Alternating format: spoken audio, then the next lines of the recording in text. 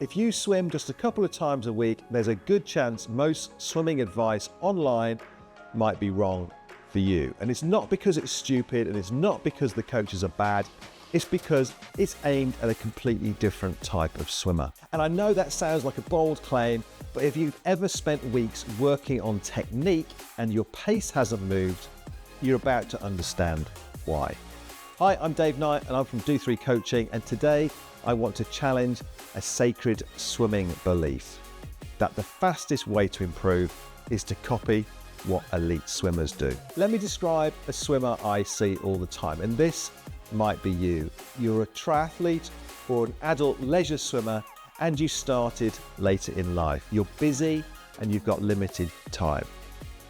So you do what any sensible person does. You go online and you hear things like high elbow catch, more rotation, bigger reach, longer stroke. Do these drills every session. So you do the drills and you try and force the shapes that you're seeing. And in that moment, it feels like progress.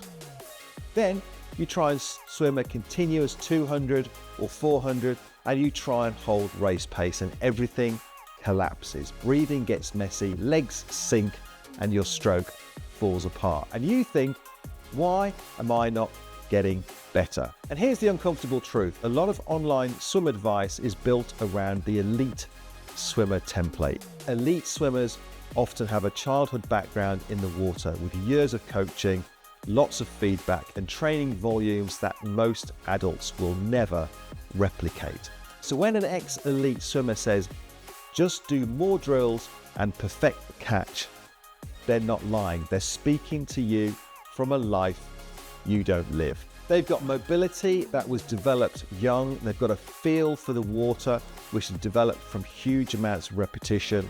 They've got a stroke that survives fatigue and frequency that keeps patterns locked in. Most adults have a limited weekly swimming volume, have tighter shoulders, a stiffer back and a weaker core.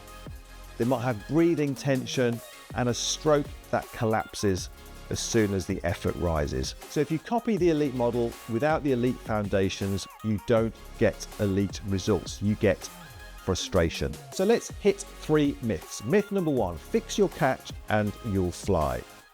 No, if your breathing and body line collapses under effort, your catch won't save you. You'll just be doing a beautiful catch while your hips sink and your heart rate spikes. Myth number 2, more drills equals better technique.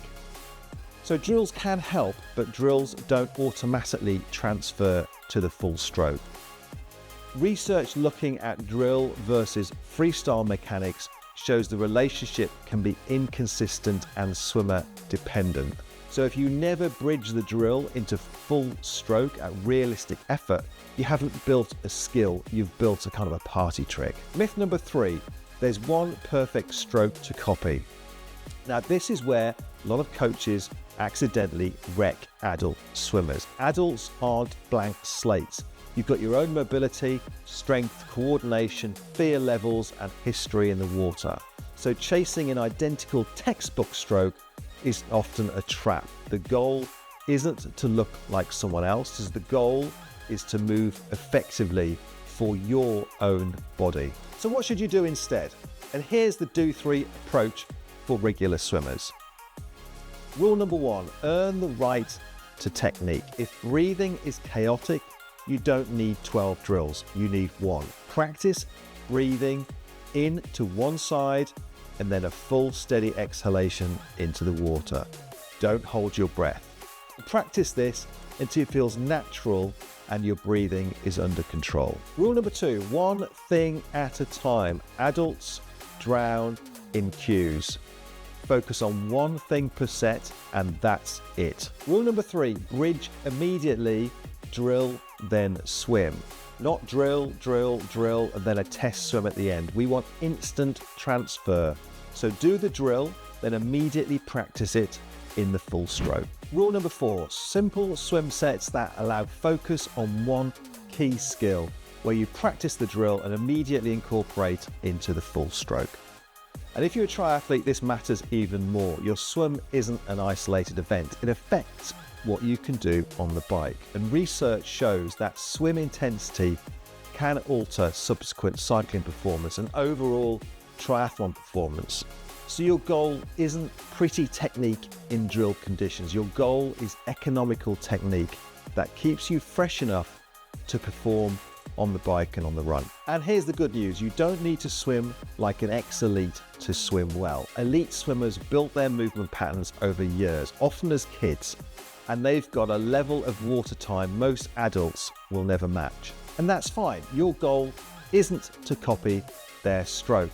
It's to build a stroke you can repeat when you're tired, breathing hard, and swimming in the real world. And if your breathing is chaotic, you don't need 12 drills. You need one skill. Breathe into the side and then fully, steadily exhale into the water, and don't hold your breath. And here's a simple thing to try this week, and then report back and leave your comments down below. In your next swim, do 8 times 50 meters with 20 seconds rest. And your only focus is this: breathe in to the side and then a long, steady breath out into the water with no breath holding. On the last 2 repeats, ask yourself, did it feel calmer? Did you feel less rushed? And did your stroke feel smoother? And then comment, did the steady exhale make your breathing feel more controlled? Yes or no? And what changed most? Did you panic less? Did you feel more rhythmical? And did you have more speed? Hope you found that interesting and useful. And if so, please consider subscribing, as it helps the YouTube gods know we've got some stuff worth watching. And if you happen to be in the UK, look us up as we run daily swim squad sessions for people just like you. I'll pop some links down below. I'm Dave Knight, and remember, you don't need an elite stroke. You need your stroke working well for you.